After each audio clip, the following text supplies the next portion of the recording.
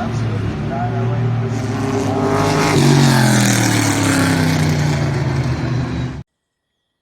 Hello everybody, welcome back to Forza Horizon 5 with another RallyCross build in the form of the Corvette C8. Because I'm gonna be honest, I have a lot of them now. Ever since I filmed the C8 video a while back for reverse gear, I think I bought 3 of them on top of the one I already had. So I figured why not slap a paint job on one that was stock and do a build with it to make it more useful and not just remove it, because nobody's gonna buy it willingly. I think, yeah, I'll show you how many C8 Corvettes I have. I got the Space one, the Z06, the ZR1, and the Le Mans Racer.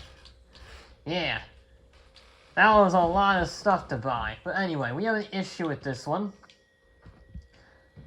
Well, it's very high PI. S1 class already. We do get to lower it with the rally tires and the all-wheel drive and whatnot.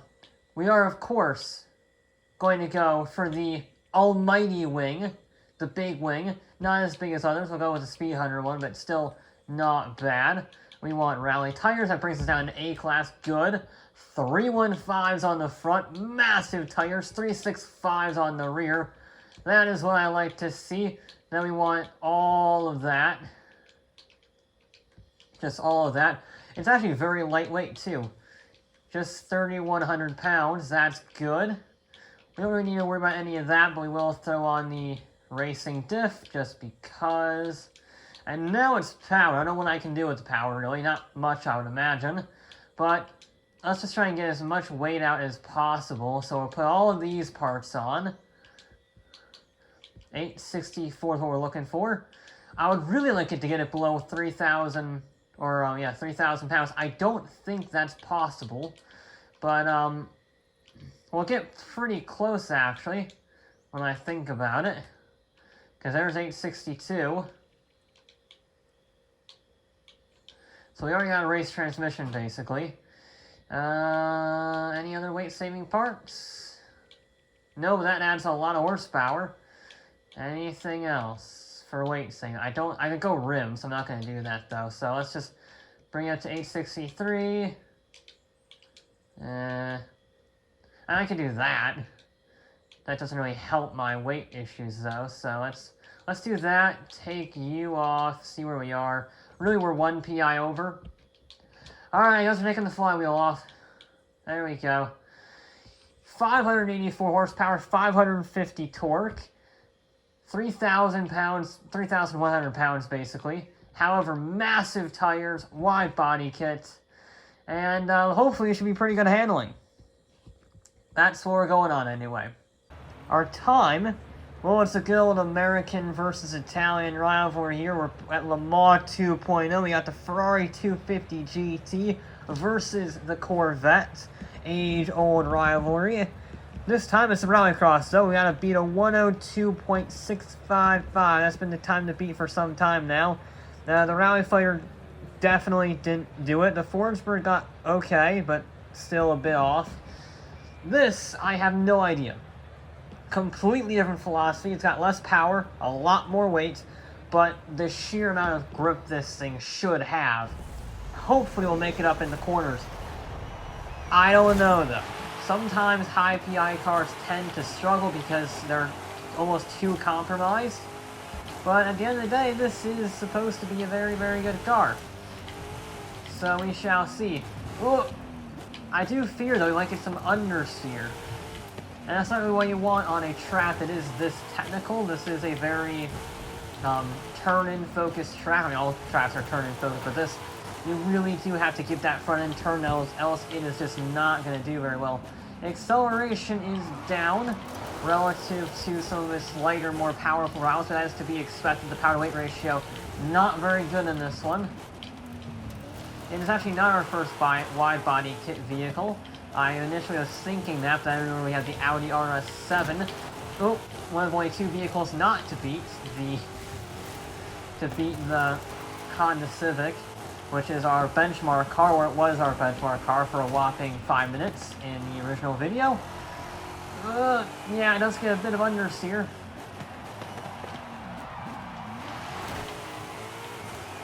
I just about got it, so I was a little bit I was trying to figure out where my braking point was.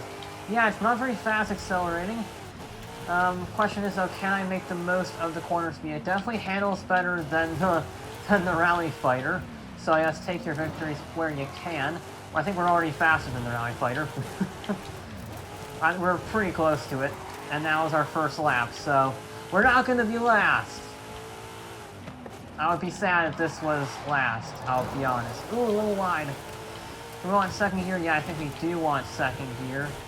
And you can get a nice exit there. This is naturally aspirated, so we should have a pretty smooth power delivery. Not that we have any issues with wheel spin at all. This thing just will not slide, which is good, but also not... I say that. I go for an oversteer moment when I don't want to.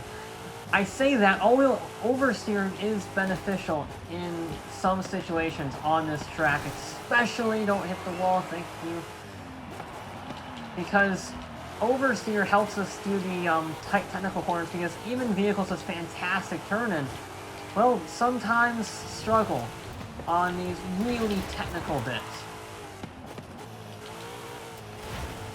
Like here, for example, this is a very technical chicane, basically. And, well, you might need the handbrake if you can't get the front end turn. This thing doesn't have a problem in that section, but over here, what I like to call the hairpins, this definitely needs a handbrake just to get that front end and that back end rotation, just to help it out a little bit. Not too much that it really costs us time, but those two hairpins back to back definitely need the handbrake. I didn't want to hit the tire wall there, so I got a little bit off keel, but it wasn't that bad. It's a very consistent car, and I do like consistency in vehicles, I think everybody does. But this is definitely good handling, not as good as I perhaps would have liked. But you know, what can you do? It's good, it's good. It's a 103, it's already in third. And there's definitely more time to be extracted. Drop it down the gears. We can brake late in there, that's good. The brakes are good on this vehicle. It is pretty much brand new. They haven't come out with the Z06, so this is still the most up-to-date Corvette that we have in the game. I like this car a lot. It's not the best, I don't think it's gonna win, but it's a very safe vehicle. There's no real issues with it. It just might be lacking overall pace relative to the lighter, more powerful, more nimble vehicles like the Peugeot, like the Ferrari.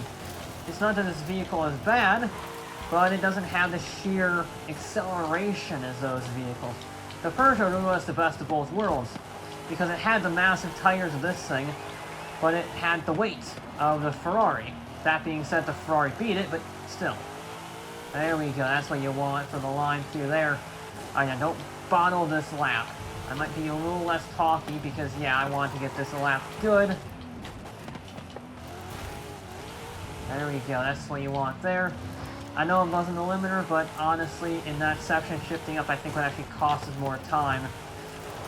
Gear ratios are probably my biggest complaint with this, to be honest. Third and fourth, you can't really figure out what you want with those. Fifth is useful on the straightaways, and sixth is useful on the bridge section. Everything else is kind of weird. I would really want almost a longer second or a shorter third.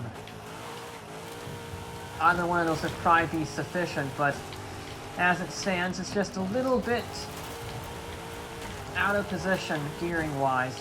But that was a good run through there. I'm pretty pleased with this lap so far. Just don't bottle it on this corner and bin it. Use that grip and use those brakes. It wasn't any faster. Okay. I thought that was a good lap, and it wasn't, apparently.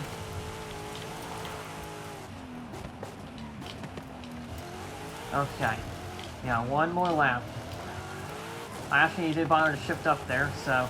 Well, maybe that would be all the difference. I hadn't shifted. That is where we get our 0.2 of a second to... Actually, that wouldn't be enough to beat the... Oh, I'm in the wrong gear. I totally was in the wrong gear. I was in fourth heading in there. and I needed second.